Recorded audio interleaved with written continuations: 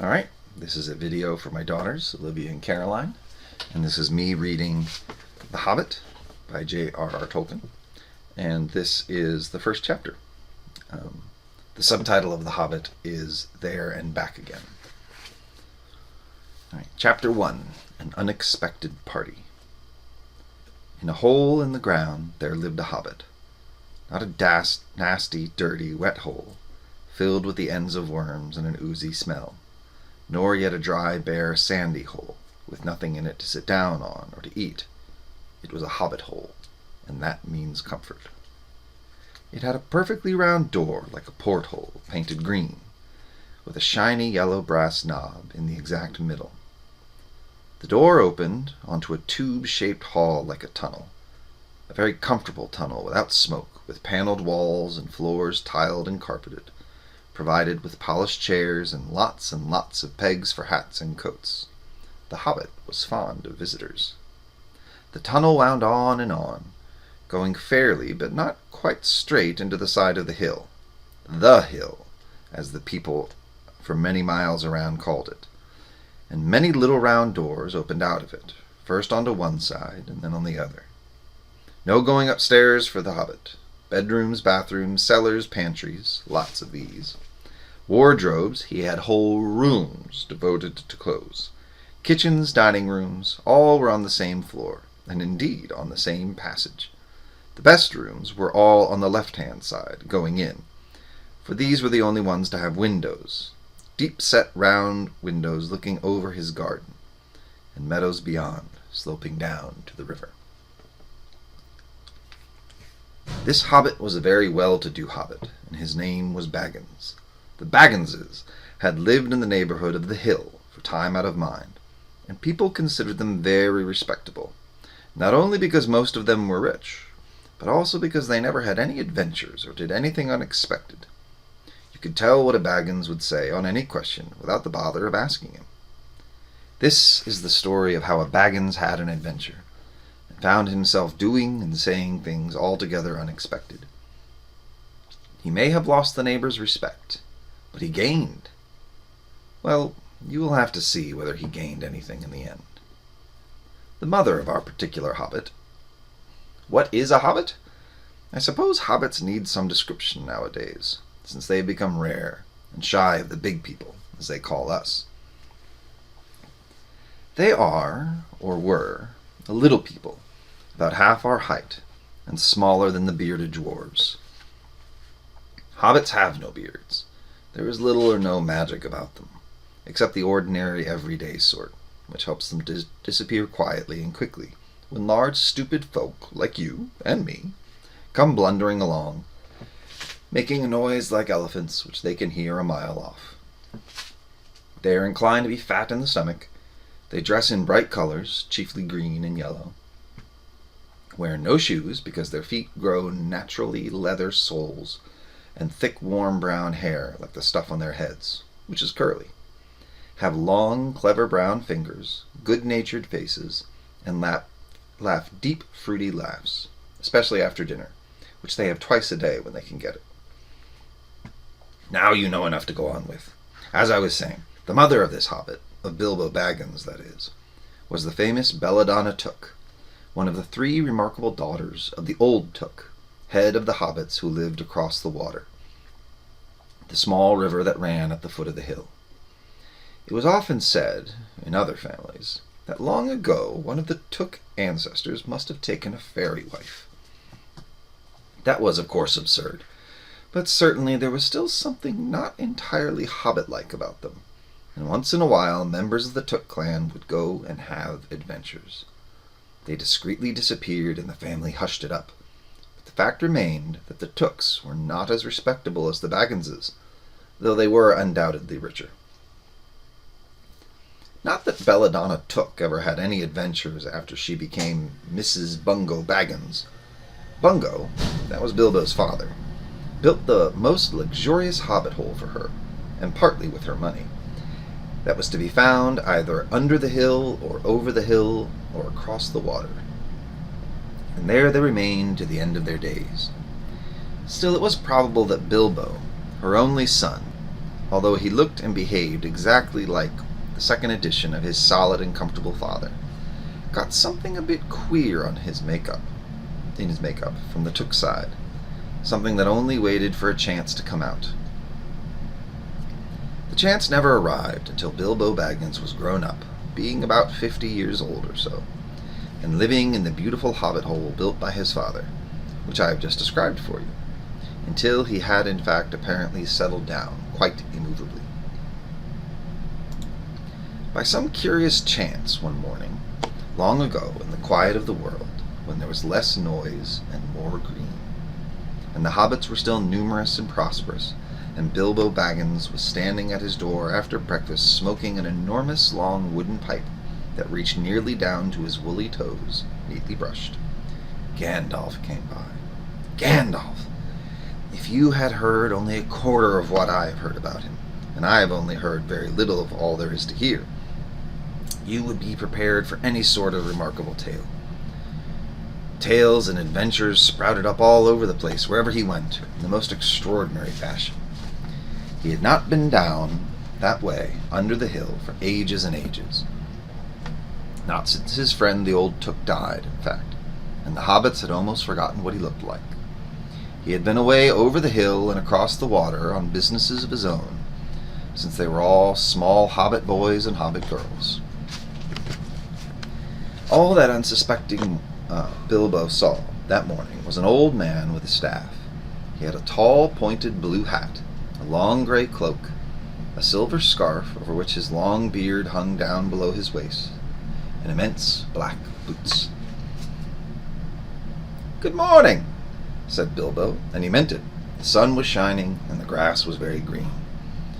But Gandalf looked at him from under long bushy eyebrows that stuck out further than the brim of his shady hat.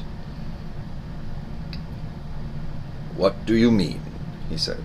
"Do you wish me a good morning? Or mean that it is a good morning whether I want it or not? Or that you feel good this morning? Or that it is a morning to be good on?" "All of them at once," said Bilbo, "and a very fine morning for a pipe of tobacco out of doors, in the bargain. If you have a pipe about you, sit down and have a fill of mine.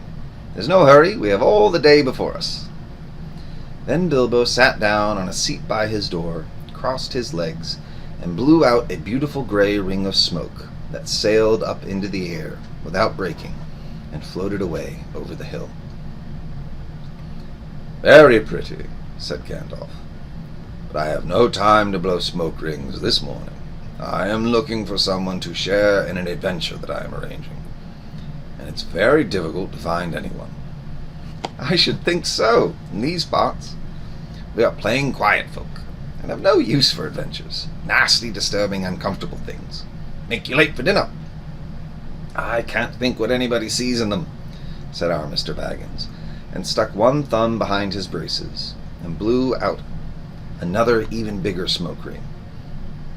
Then he took out his morning letters and began to read, pretending to take no more notice of the old man. He had decided that he was not quite his sort, and wanted him to go away. But the old man did not move. He stood leaning on his stick, gazing at the hobbit without saying anything, till Bilbo got quite uncomfortable and even a little cross. "Good morning," he said at last. "We don't want any adventures here, thank you. You might try over the hill or across the water." By this he meant the conversation was at an end. "What a lot of things you do use good morning for," said Gandalf.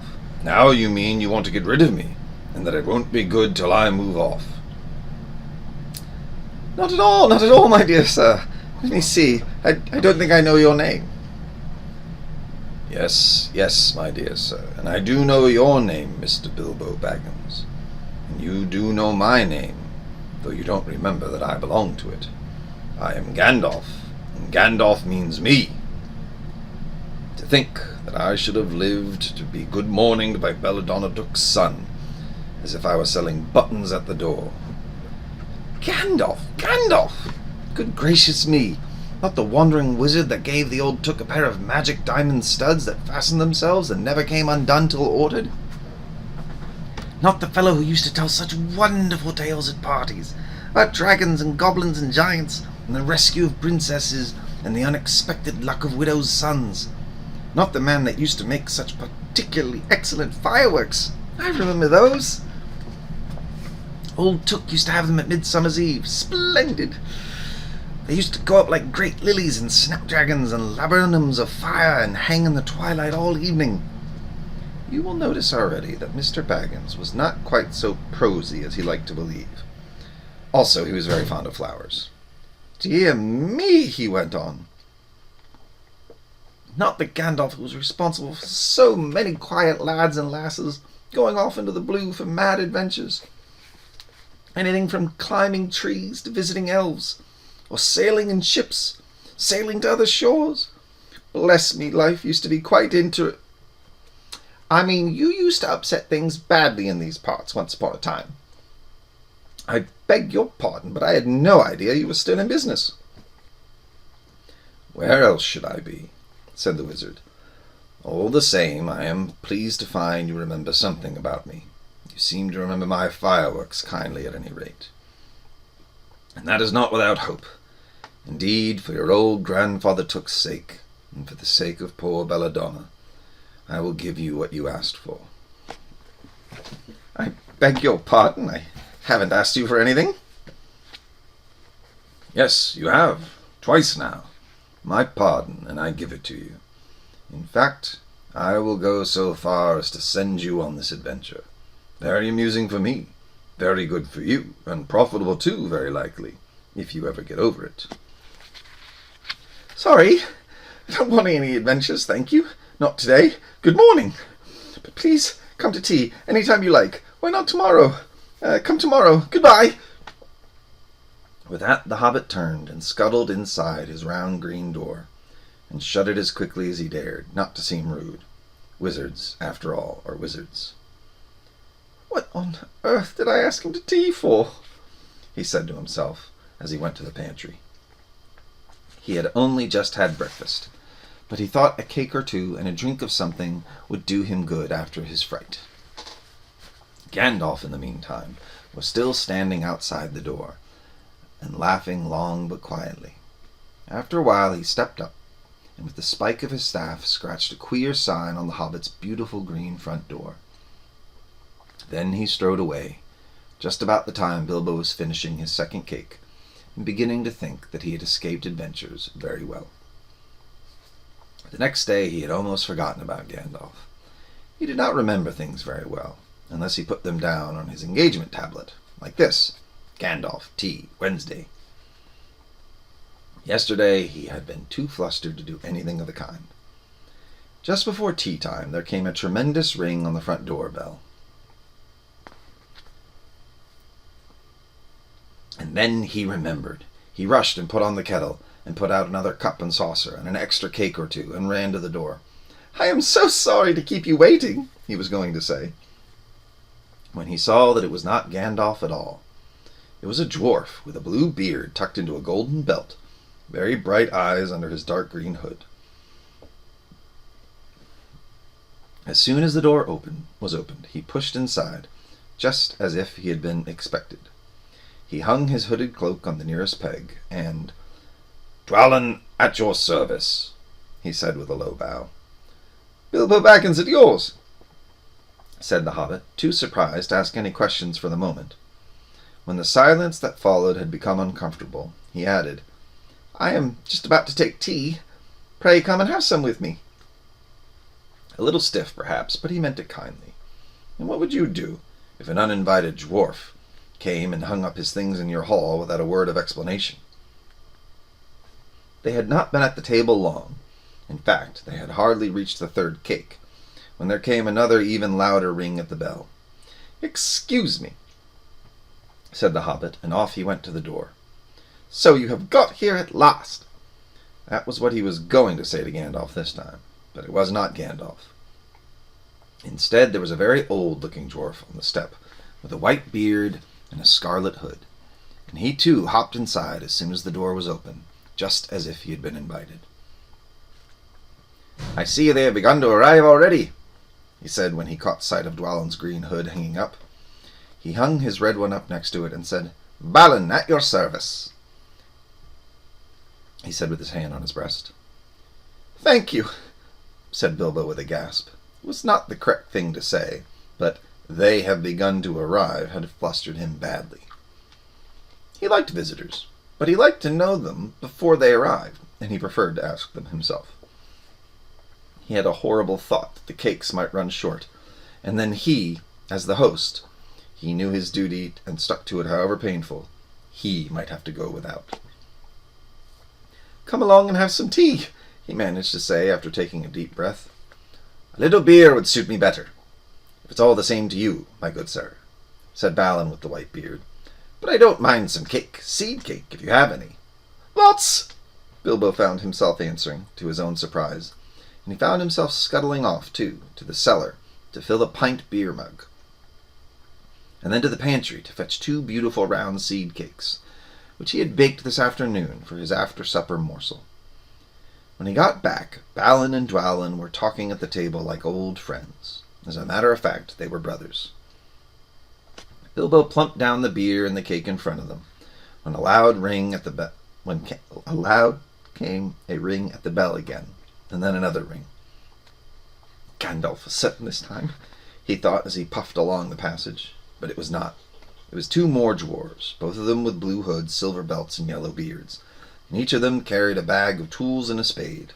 In they hopped, as soon as the door began to open. Bilbo was hardly surprised at all. "What can I do for you, my dwarves?" he said. "Killy at your service," said one. "And Filly," added the other, and they both swept off their blue hoods and bowed. "At yours and your families," replied Bilbo, remembering his manners this time. "Dwalin and Balin here already, I see," said Killy. "Let's join the throng." "Throng?" thought Mr. Baggins. "I don't like the sound of that. I really must sit down for a minute and collect my wits and have a drink." He had only had just a sip in the corner, while the 4 dwarves sat around the table and talked about mines and gold and troubles with goblins, the depredations of dragons, and lots of other things which he did not understand and did not want to, but they sounded much too adventurous, when ding-dong-a-ling-dang, his bell rang again, as if some naughty little hobbit boy was trying to pull the handle off. "Someone at the door," he said, blinking. "Some 4, I should say, by the sound," said Filly. "Besides, we saw them coming along behind us in the distance." The poor little hobbit sat down in the hall and put his head in his hands and wondered what had happened, and what was going to happen, and whether they would all stay to supper. Then the bell rang again louder than ever, and he had to run to the door. It was not 4 after all, it was 5. Another dwarf had come along while he was wandering in the hall. He had hardly turned the knob before they were all inside, bowing and saying "at your service," one after another. Dori, Nori, Ori, Owen, and Glowin were their names. And very soon 2 purple hoods, a grey hood, a brown hood, and a white hood were hanging on the pegs, and off they marched with their broad hands stuck in their gold and silver belts to join the others. Already it had almost become a throng. Some called for ale, and some for porter, and one for coffee, and all of them for cakes, so the hobbit was kept very busy for a while. A big jug of coffee had just been set in the hearth. The seed cakes were gone, and the dwarves were starting on a round of buttered scones, when there came a loud knock. Not a ring, but a hard rat-tat on the hobbit's beautiful green door. Somebody was banging it with a stick. Bilbo rushed along the passage, very angry, and altogether bewildered and beweathered. This was the most awkward Wednesday he ever remembered. He pulled open the door with a jerk, and they all fell in, one on top of the other. More dwarves, 4 more, and there was Gandalf behind, leaning on his staff and laughing. He had made quite a dent on the beautiful door. He had also, by the way, knocked out the secret mark that he had put there the morning before. "Carefully, carefully," he said. "It's not like you, Bilbo, to keep friends waiting on the mat, and then open the door like a pop gun. Let me introduce Biffa, Bofa, Bomba, and especially Thorin." "At your service," said Biffer, Bofer, and Bomber, standing in a row. They had hung up 2 yellow hoods and a pale green one, and also a sky blue one with a long silver tassel. This last belonged to Thorin, an enormously important dwarf. In fact, no other than the great Thorin Oakenshield himself, who was not at all pleased at falling flat on Bilbo's mat, with Bifur, Bofer, and Bombur on top of him. For one thing, Bombur was immensely fat and heavy. Thorin, indeed, was very haughty, and said nothing about service, but poor Mr. Baggins said he was sorry so many times that at last he grunted, "Pray don't mention it," and stopped frowning. "Now we are all here," said Gandalf, looking at the row of 13 hoods, the best detachable party hoods, and his own hat hanging on the pegs. "Quite a merry gathering. I hope there is something left for the late-comers to eat and drink. What's that? Tea? No, thank you. A little red wine, I think, for me." "And for me," said Thorin. "And raspberry jam and apple tart," said Bifur. "And mince pies and cheese," said Bofer. "And a pork pie and salad," said Bombur. "And more cakes and ale and coffee, if you don't mind," called the other dwarves through the door. "Put on a few eggs, there's a good fellow," Gandalf called after him as the hobbits stamped off to the pantries. "And just bring out the cold chicken and pickles." "Seems to know as much about the inside of my larders as I do myself," thought Mr. Baggins, who was feeling positively flummoxed, and was beginning to wonder whether a most wretched adventure had not come right into his house. But by the time he had got all the bottles and dishes and knives and forks and glasses and plates and spoons and things piled up on a big trays, he was getting very hot and red in the face and annoyed. "Confiscate and bother these dwarves," he said out loud. "Why don't they come and lend a hand?" Lo and behold, there stood Balin and Dwalin at the door of the kitchen, and Fili and Kili behind him, and before he could say knife, they had whisked the trays and a couple of small tables into the parlor and set out everything afresh. Gandalf sat at the head of the party with the 13 dwarves all around, and Bilbo sat on a stool at the fireside, nibbling at a biscuit. His appetite was quite taken away, trying to look as if this was all perfectly ordinary, and not in the least an adventure.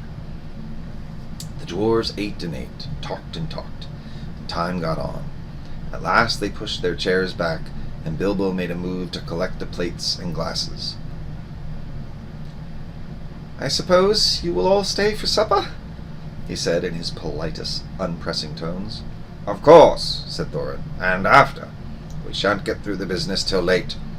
We must have some music first. Now to clear up." Thereupon the 12 dwarves, not Thorin, he was too important, and stayed talking to Gandalf, jumped off their feet and made tall piles of all the things. Off they went, not waiting for trays, balancing columns of plates, each with a bottle on top, and with one hand, while the hobbit ran after them, almost squeaking with fright. "Please be careful," and "Please don't trouble, I can manage." But the dwarves only started to sing. Chip the glasses and crack the plates, blunt the knives and bend the forks. That's what Bilbo Baggins hates. Smash the bottles and burn the corks. Cut the cloth and tread on the fat. Pour the milk on the pantry floor. Leave the bones on the bedroom mat. Splash the wine on every door. Dump the crocks in a boiling bowl. Pound them up with a thumping pole. And when you're finished, if any are whole, send them down the hall to roll. That's what Bilbo Baggins hates. So carefully, carefully with the plates.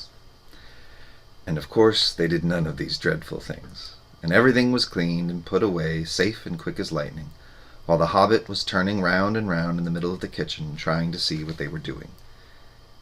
Then they went back and found Thorin with his feet on the fender, smoking a pipe. He was blowing the most enormous smoke rings, and wherever he told one to go, it went, up the chimney, or behind the clock on the mantelpiece, or under the table, or round the ceiling. But wherever it went, it was not quick enough to escape Gandalf. Pop! He sent a smaller smoke ring from his short clay pipe straight through each one of Thorin's. Then Gandalf's smoke ring would go green and come back to hover over the wizard's head. He had a cloud of them about him already, and in the dim light it made him look strange and sorcerous. Bilbo stood still and watched. He loved smoke rings, and then he blushed to think how proud he had been yesterday morning of the smoke rings he had sent up the wind over the hill. "Now for some music," said Thorin. "Bring out the instruments." Killy and Filly rushed to their bags and brought back little fiddles. Dori, Nori, and Ori brought out flutes from somewhere inside their coats. Bomber produced a drum from the hall. Biffer and Bofer went out too, and came back with clarinets that they had left among the walking sticks. Dwalin and Balin said, "Excuse me, I left mine on the porch." "Just bring mine in with you," said Thorin. They came back with viols as big as themselves, and with Thorin's harp wrapped in a green cloth. It was a beautiful golden harp, and then when Thorin struck it, the music began all at once, so sudden and sweet that Bilbo forgot everything else, and was swept away into dark lands under strange moons, far over the water and very far from his hobbit hole under the hill. The dark came into the room from the little window that opened in the side of the hill. The firelight flickered. It was April, and still they played on, while the shadows from Gandalf's beard wagged against the wall. The dark filled the room, and the fire died down, and the shadows were lost, and still they played on. And suddenly first one and then another began to sing as they played, deep-throated singing of dwarves in the deep places of their ancient homes. And this is like a fragment of their song, if it can be like their song without their music. Far over the misty mountains cold, to dungeons deep and caverns old, we must away ere break of day, to seek the pale enchanted gold. The dwarves of yore made mighty spells, while hammers fell like ringing bells in places deep where dark things sleep, in hollow halls beneath the fells, for ancient king and elvish lord, there many a gleaming golden hoard they shaped and wrought, and light they caught, to hide in gems on hilt of sword, on silver necklaces they strung, the flowering stars on crowns they hung, the dragon fire in twisted wire, they meshed the light of moon and sun. Far over the misty mountains cold, to dungeons deep and caverns old, we must away ere break of day, to claim our long forgotten gold. Goblets they carved there for themselves, and harps of gold where no man delves, there lay they long, and many a song was sung unheard by men or elves, The pines were roaring on the height, the winds were moaning in the night. The fire was red, it flaming spread. The trees like torches blazed with light. The bells were ringing in the dale, and men looked up with faces pale. The dragon's ire, more fierce than fire, laid low their towers and houses frail. The mountains smoked beneath the moon. The dwarves they heard the tramp of doom. They fled their hall to dying fall beneath his feet, beneath the moon.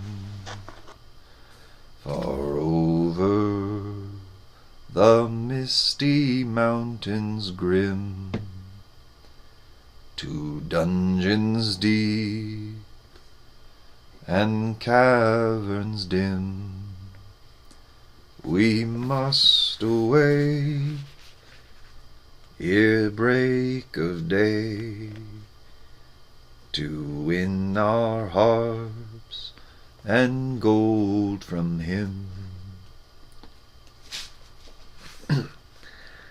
As they sang, the hobbit felt the love of beautiful things made by hands and by cunning and by magic moving through him, a fierce and jealous love, the desire of the hearts of dwarves. Then something tookish woke up inside him, and he wished to go and see the great mountains, and hear the pine trees and the waterfalls, and explore the caves, and wear a sword instead of a walking stick. He looked out of the window. The stars were out in a dark sky above the trees. He thought of the jewels of the dwarves shining in dark caverns. Suddenly in the wood beyond, the water of flame leapt up, probably somebody lighting a wood fire, and he thought of plundering dragons settling on his quiet hill and kindling it all to flames. He shuddered, and very quickly he was plain Mr. Baggins of Bag End, under hill again. He got up trembling. He had less than half a mind to fetch the lamp, and more than half a mind to pretend to, and go and hide under the beer barrels in the cellar, and not come out again until all the dwarves had gone away. Suddenly he found that the music and the singing had stopped, and they were all looking at him, with eyes shining in the dark. "Where are you going?" said Thorin, in a tone that seemed to show that he guessed both halves of the hobbit's mind. "What about a little light?" said Bilbo apologetically. "We like the dark," said all the dwarves. "Dark for dark business. There are many hours before dawn." "Of course," said Bilbo, and sat down in a hurry. He missed the stool and sat in the fender, knocking over the poker and shovel with a crash. "Hush," said Gandalf. "Let Thorin speak." And this is how Thorin began.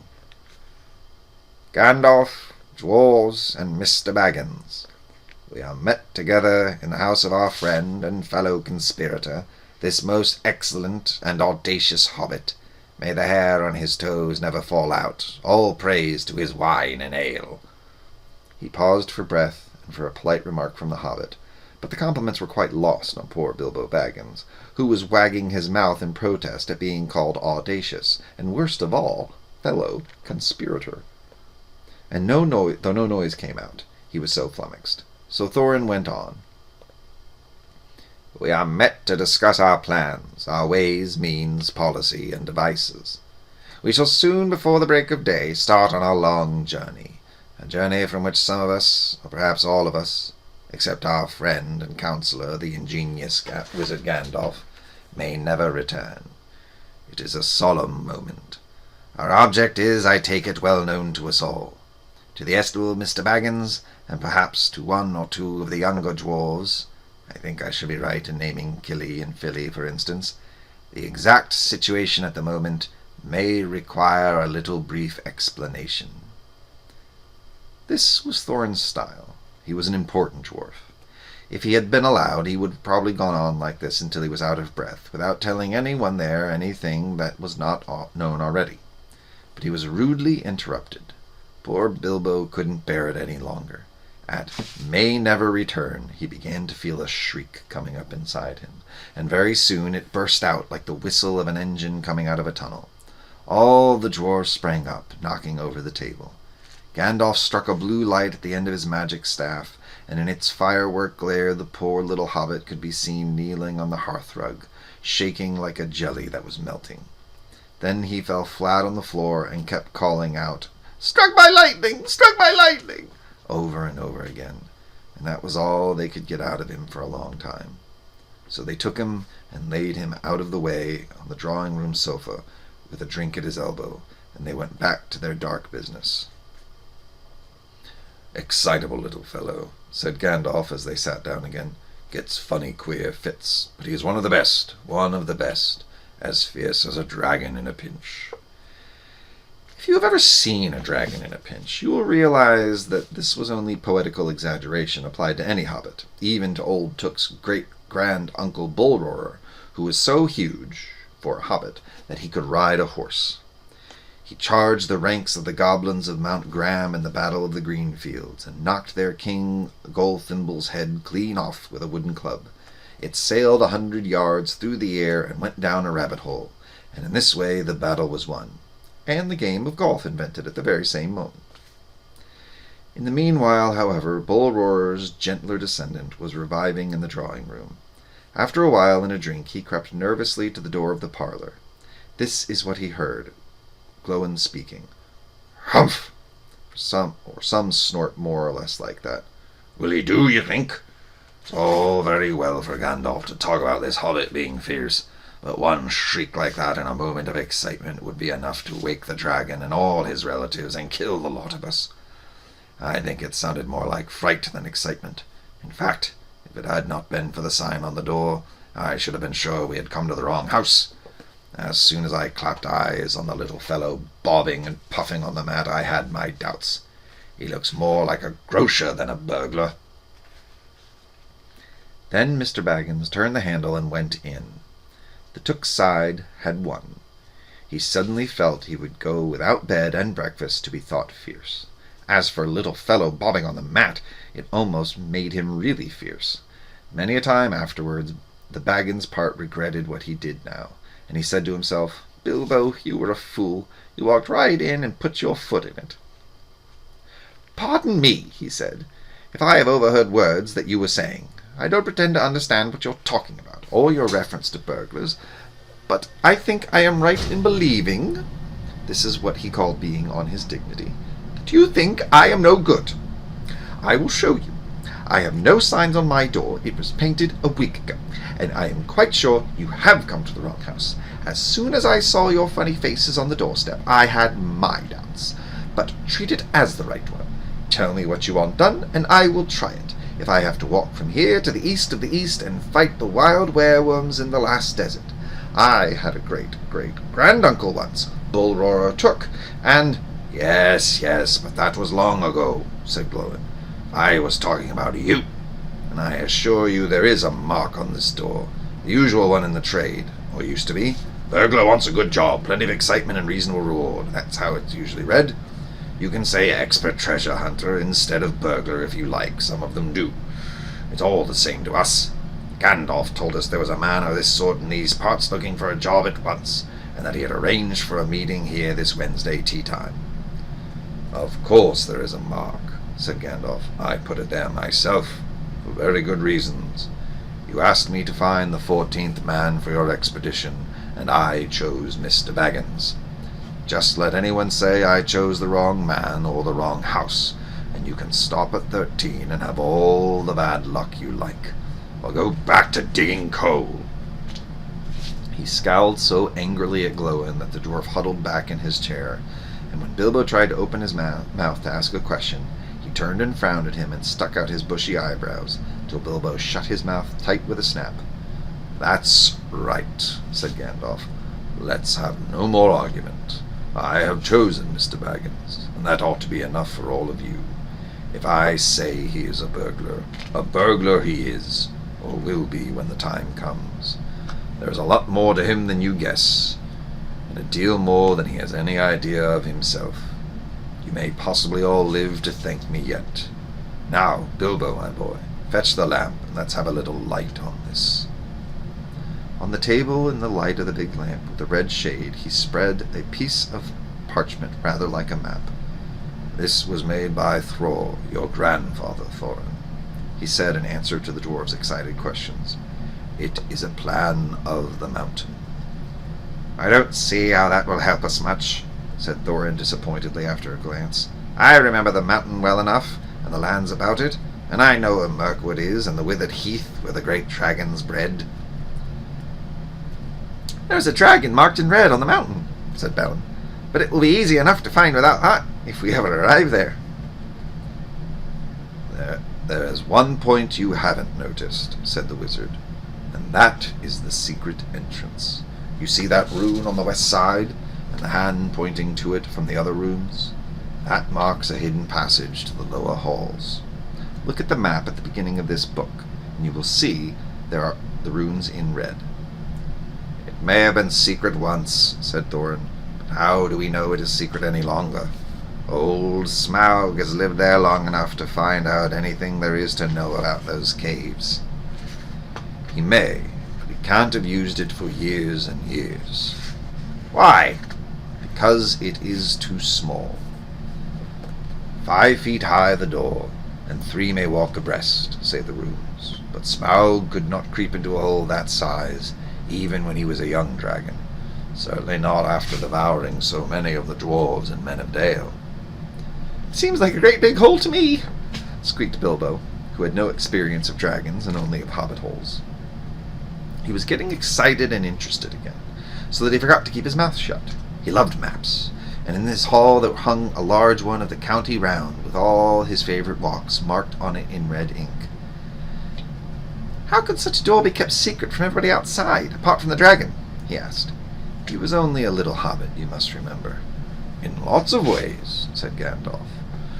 "But in what way this one has been hidden we don't know without going to see.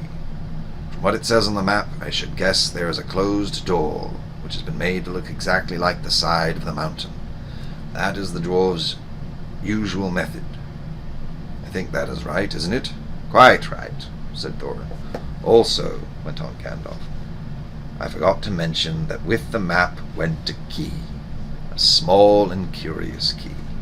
Here it is," he said, and he handed to Thorin a key with a long barrel and intricate wards made of silver. "Keep it safe." "Indeed I will," said Thorin, and he fastened it upon a fine chain that hung round his neck and under his jacket. "Now things begin to look more hopeful. This news alters them much for the better. So far we have had no clear idea what to do. We thought of going east as quiet and carefully as we could, as far as the Long Lake. After that, the trouble would begin. A long time before that, if I know anything about the roads east," interrupted Gandalf. "We might go from there up the river Running," went on Thorin, taking no notice, "and so to the ruins of Dale, the old town in the valley there, under the shadow of the mountain. But none of us liked the idea of the front gate. The river runs right through it, right through the great cliff at the south of the mountain, and out of it comes the dragon too, far too often unless he has changed his habits." "That would be no good," said the wizard. "Not without a mighty warrior, even a hero. I tried to find one, but warriors are busy fighting one another in distant lands, and in this neighborhood heroes are scarce, or simply not to be found. Swords in these parts are mostly blunt, and axes are used for trees, and shields as cradles and dish covers, and dragons are comfortably far off, and therefore legendary. That is why I settled on burglary. especially when I remembered the existence of the side door. And here's our little Bilbo Baggins, the burglar, the chosen and selected burglar. So now let's get on and make some plans." "Very well, then," said Thorin. "Supposing the burglar expert gives us some ideas or suggestions." He turned with mock politeness to Bilbo. "First, I should like to know a bit more about things," said he, feeling all confused and a bit shaky inside, but so far still tookishly determined to go on with things. "I mean about the gold and the dragon, and all that, and how it got there, and who it belongs to, and so on and further." "Bless me," said Thorin. "Haven't you got a map? And didn't you hear our song? And haven't we been talking about all this for hours?" "All the same, I should like it all plain and clear," said he obstinately, putting on his business manner, usually reserved for people who tried to borrow money off him, and doing his best to appear wise and prudent and professional and live up to Gandalf's recommendation. "Also, I should like to know about risks, out-of-pocket expenses, time required, and remuneration, and so forth," by which he meant, what am I going to get out of it, and am I going to come back alive? "Oh, very well," said Thorin. "Long ago, in my grandfather Thror's time, our family was driven out of the far north, and came back with all their wealth and their tools to this mountain on the map. It had been discovered by my far ancestor, Thrain the Old, but now they mined and they tunneled, and they made huger halls and greater workshops, and in addition I believe they found a good deal of gold, and a great many jewels too. Anyway, they grew immensely rich and famous, and my grandfather was king under the mountain again, and treated with great reverence by the mortal men who lived to the south, and were gradually spreading up the running river as far as the valley overshadowed by the mountain. They built the merry town of Dale there in those days. Kings used to send for our smiths, and reward even the least skilful most richly. Fathers would beg us to take their sons as apprentices, and pay us handsomely, especially in food supplies, which we never bothered to grow or find for ourselves.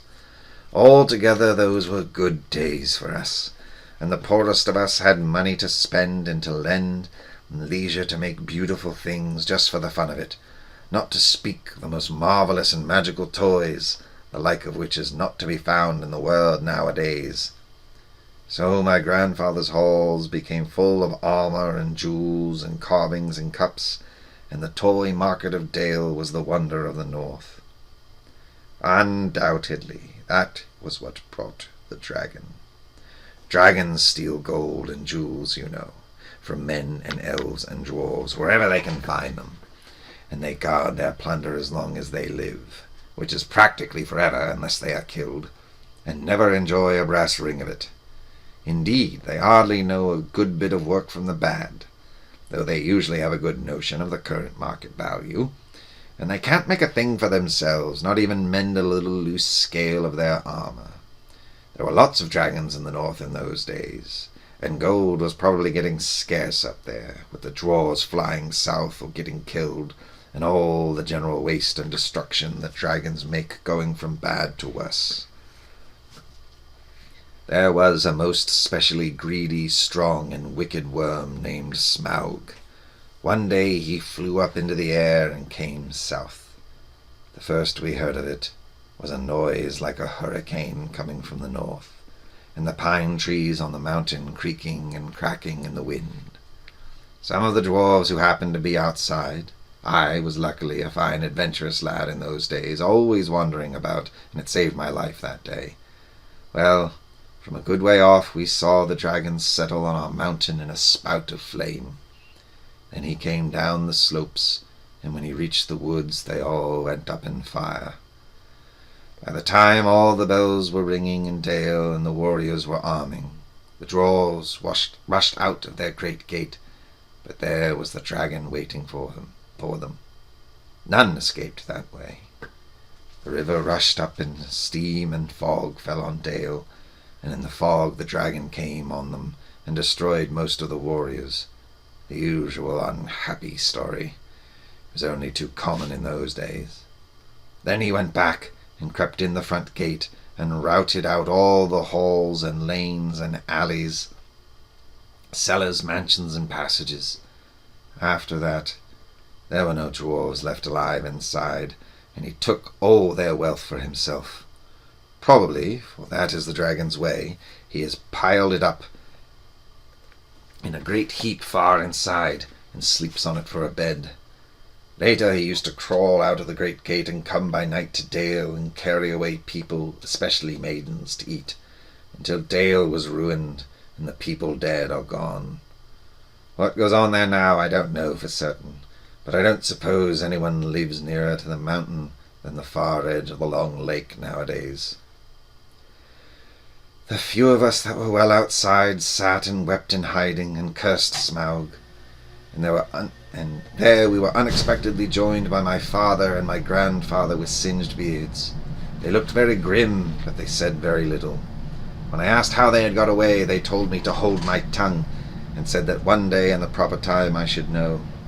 After that we went away. We've had to earn our livings as best we could, up and down the lands, often enough sinking as low as blacksmith work or even coal mining. But we have never forgotten our stolen treasure, and even now, when I will allow we have a good bit laid by and are not so badly off, here Thorin stroked the gold chain round his neck, we still mean to get it back, and to bring our curses home to Smaug if we can. I have often wondered about my father's and grandfather's escape. I see now they must have had a private side door which only they knew about, but apparently they made a map, and I should like to know how Gandalf got hold of it, and why it did not come down to me, the rightful heir. I did not get a hold of it. I was given it, said the wizard. Your grandfather Thor was killed, you remember, in the mines of Moria by Azog the Goblin. Curse his name, yes, said Thorin. And Thrain, your father, went away on the 21st of April, 100 years ago, last Thursday, and has never been seen by you since. True, true, said Thorin. Well, your father gave me this to give to you, and if I have chosen my own time and way for handing it over, you can hardly blame me, considering the trouble I had to find you.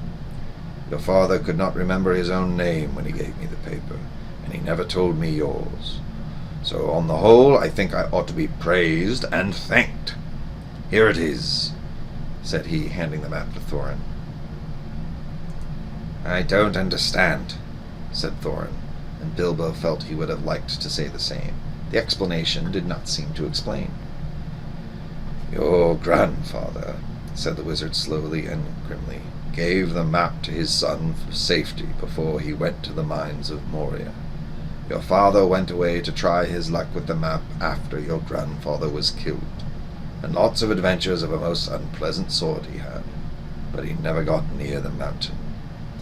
How he got there I don't know, but I found him a prisoner in the dungeons of the necromancer. Whatever were you doing there? Asked Thorin with a shudder, and all the dwarves shivered. Never you mind. I was finding things out, as usual, and a nasty, dangerous business it was. Even I, Gandalf, only just escaped. I tried to save your father, but it was too late. He was witless and wandering, and had forgotten almost everything except the map and the key. We have long ago paid the goblins of Moria, said Thorin. We must give a thought to the necromancer. Don't be absurd. He is an enemy far beyond the powers of all the dwarves put together, if they could all be collected again from the four corners of the world. The one thing your father wished was for his son to read the map and use the key. The dragon and the mountain are more than big enough tasks for you. Hear, hear, said Bilbo, and accidentally said it aloud. Hear what? They all said, turning suddenly towards him, and he was so flustered that he answered, Hear what I have got to say. What's that? They asked.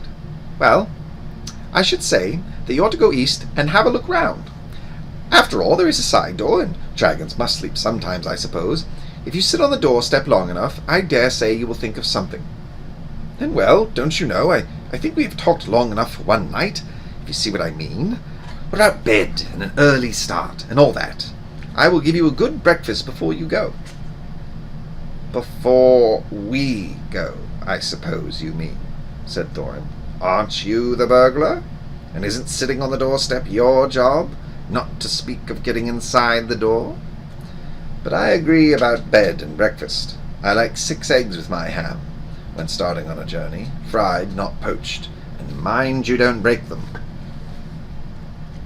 After all the others had ordered breakfast without so much as a please, which annoyed Bilbo very much, they all got up. The Hobbit had to find room for them all, and filled all his spare rooms, and made beds on chairs and sofas, before he got them all stowed and went to his own little bed very tired and not altogether happy. One thing he did make up his mind about was not to bother to get up very early and cook everybody else's wretched breakfast. The tookishness was wearing off, and he was not quite sure that he was going on any journey in the morning. As he lay in bed, he could hear Thorin still humming to himself in the best bedroom next to him. Far over the misty mountains cold, to dungeons deep and caverns old, we must away ere break of day, to find our long forgotten gold. Bilbo went to sleep with that in his ears, and it gave him very uncomfortable dreams. It was long after the break of day when he woke up. So that was chapter 1, and that took a while. The chapters are fairly big. There's not a ton of them. I believe the very last one is the return journey, and that is chapter 18. So, I hope you like it, my girls, and, well, I'm going to be recording them all before I find out if you do anyway.